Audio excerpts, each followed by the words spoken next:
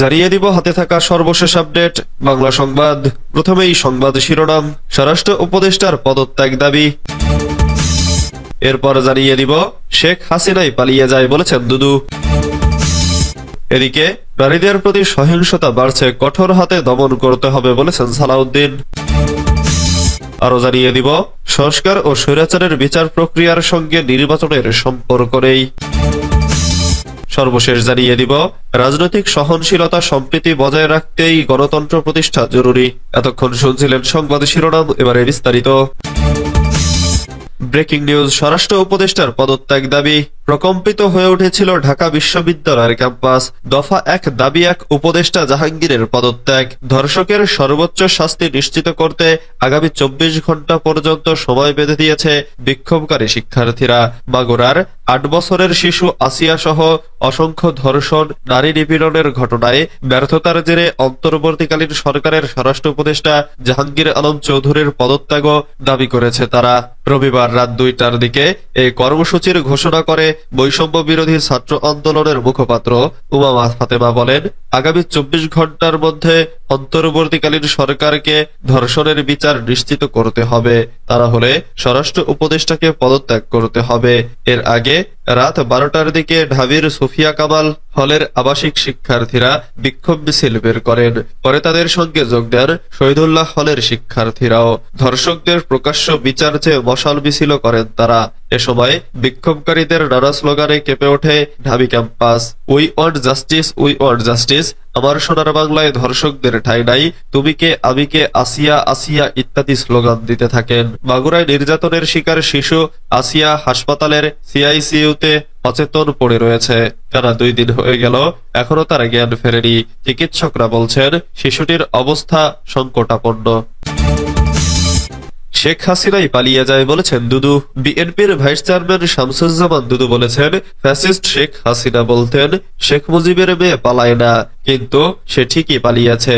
দেশকে ধ্বংসের দ্বারপ্রান্তে নিয়েছিলেন তিনি, এজন্যই তাকে পালিয়ে যেতে হয়েছে। তিনি বলেন, জনরোষ থেকে বাঁচতে নিজ দলের নেতাকর্মীদের অরক্ষিত রেখে শেখ হাসিনা পালিয়ে গেছেন। শেখ হাসিনাই পালিয়ে যায়, এটাই দেশের ইতিহাস। এখনো তিনি পাশের দেশে বসে ষড়যন্ত্র করেছেন। শনিবার রাজধানী রমনা ইঞ্জিনিয়ার্স ইনস্টিটিউশন প্রাঙ্গণে এক ইফতার মাহফিলে প্রধান অতিথির বক্তব্যে তিনি এসব কথা বলেন। ইফতার মাহফিলের আয়োজন করে ডুয়েট প্রাক্তন জাতীয়তাবাদী ছাত্রদল অ্যাসোসিয়েশন। নিজের সভাপতি প্রকৌশলী মোহাম্মদ রুহুল আলমের সভাপতিত্বে ও সাধারণ সম্পাদক প্রকৌশলী কে এম আসাদুজ্জামান চন্ডুর সঞ্চালনায় ইফতার মাহফিলে বক্তব্য দেন বিএনপির বিজ্ঞান ও প্রযুক্তি বিষয়ক সহ সম্পাদক প্রকৌশলী আশরাফুদ্দিন বকুল, বাংলাদেশ ইঞ্জিনিয়ার্স ইনস্টিটিউশনের সাধারণ সম্পাদক অধ্যাপক ডক্টর প্রকৌশলী সাব্বির মোস্তফা খান প্রমুখ। নারীদের প্রতি সহিংসতা বাড়ছে, কঠোর হাতে দমন করতে হবে বলেছেন সালাউদ্দিন।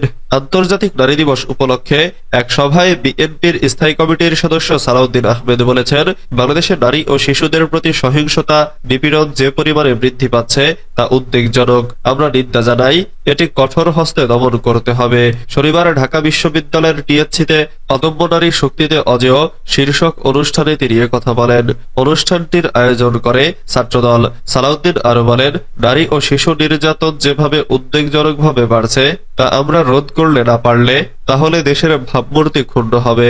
অন্তর্বর্তীকালীন সরকারের কাছে অনুরোধ করব, আপনারা সুষ্ঠু তদন্তের মাধ্যমে ঘটনার রহস্য উন্মোচন করুন। এখানে কথিত ফ্যাসিবাদীদের কোনো চক্রান্ত আছে কিনা তা বের করুন।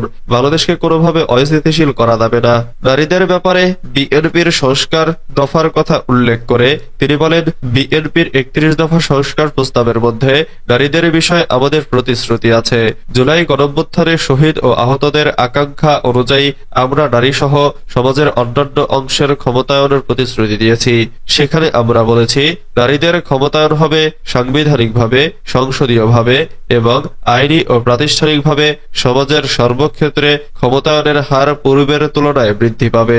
তিনি বলেন, সাংবিধানিক সংস্কার কমিশনে আমরা যে প্রস্তাব দিয়েছি, আশা করি আমরা সংসদে নারীদের সংখ্যা বৃদ্ধির মাধ্যমে সংসদীয় নারীর ক্ষমতায়নে আমরা ভূমিকা রাখব।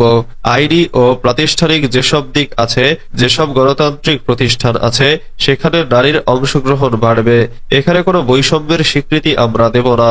অভ্যুত্থানে নারীদের অবদান তুলে ধরে তিনি বলেন, যারা অভ্যুত্থানে শহীদ হয়েছে তাদের মধ্যে একটি উল্লেখযোগ্য অংশ নারী ও শিশু। সেই হিসেবে তাদের স্বীকৃতি আন্তর্জাতিকভাবে দেওয়া হয়েছে। নারীরা সবসময় আমাদের গণতান্ত্রিক সংগ্রামে এগিয়েছিল। ঢাকা বিশ্ববিদ্যালয় আন্দোলনের সূতিকাগার হিসেবে নারীরা সম্মুখ সারিতে ছিল। আমাদের অর্জিত বিজয়ে নারীদের সিংহভাগ ছিল বলেই আমরা মনে করি। সংস্কার ও স্বৈরাচারের বিচার প্রক্রিয়ার সঙ্গে নির্বাচনের সম্পর্ক নেই।